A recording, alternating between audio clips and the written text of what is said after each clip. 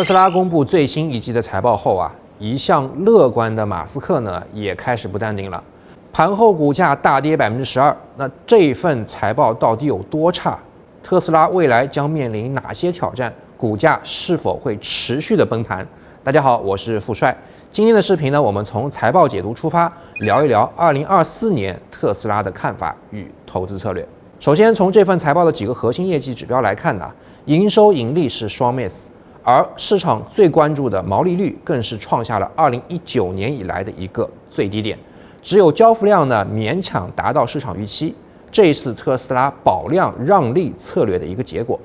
在新能源汽车价格战愈演愈烈的2023年，价格屠夫特斯拉将降价保量的战略发挥到了极致，尤其是4季度冲量的一个阶段，全球各个地区优惠政策频繁出台。如果单从销量来看，特斯拉其实续写了历史，完成了全年180万辆的一个销售目标，并在4季度创下了销量的一个历史新高。但是付出的代价也非常大，盈利水平、毛利率大幅下降，回到了2019年的一个水平。如果特斯拉只是一家传统的汽车企业，定位可选消费板块，那这份财报并不算差。行业竞争销量为王，但特斯拉的定位显然不只是汽车。电动车、新能源、自动驾驶、机器人，它都要。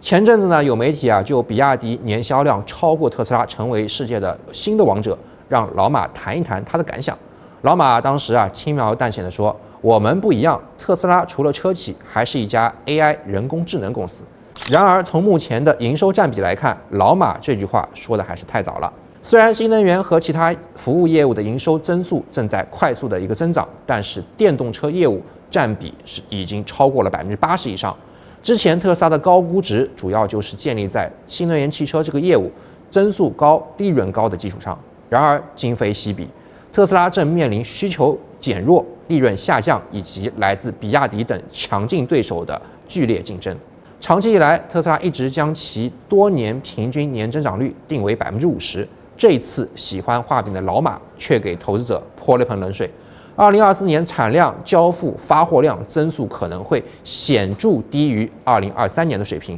大家最关注的年度交付数据也反常的第一次历史上首次并没有公布，信号很明显，销量增长进入到了瓶颈期，降价也严重影响了特斯拉的利润增长，未来的空间有限，这也是市场在盘后抛售特斯拉的一个主要原因。之后的财报电话会议上面呢，老马也是先夸赞了全体员工1年的表现，接下来马上切入主题，介绍了一款更低价的新车型。关于这款新车型，特斯拉将采用开箱工艺，据马斯克的说法，这套装配系统将更快、更高效，成本也会更低，定价呢只有$25,000，差不多20万以下人民币的这样的一个市场，以进一步开拓特斯拉的一个市场的一个业务线。那么造车技术上呢，我完全相信特斯拉能做到遥遥领先，但时间是个问题。根据老马的计划，投产的时间得等到2025年的年中，那正式交付至少也得到明年年底了吧？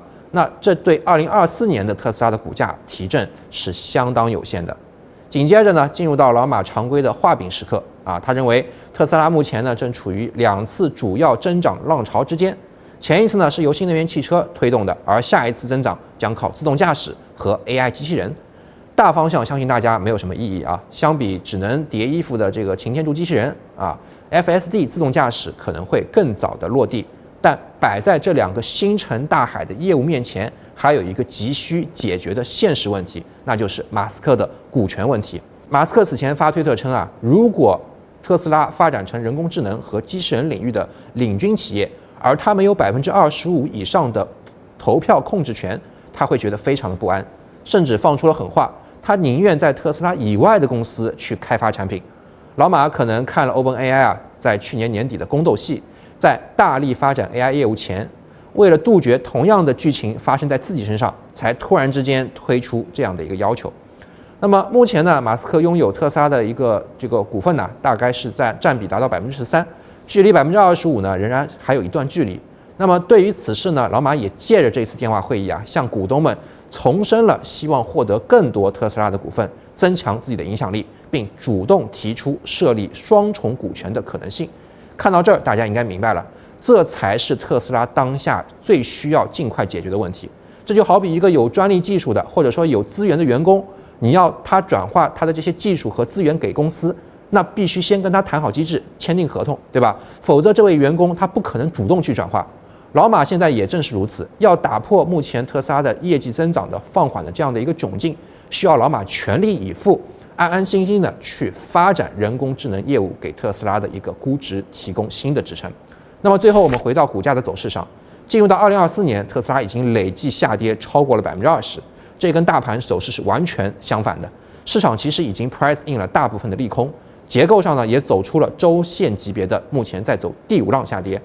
前低大概率是会被下破的，但根据买方的 PE 和 DCF 的估值模型，其实 Tesla 目前的估值相对是合理的，所以上方空间呢是比较有限的。富帅预计呢，未来一段时间啊 ，Tesla 会在150到190的这个价格区间去构建一个中长期的一个底部区域。那么对于 Tesla 感兴趣的朋友，可以关注这一轮低位上车的一个机会。好了，想要了解更多海外市场的分析和投资策略，记得关注结束财经。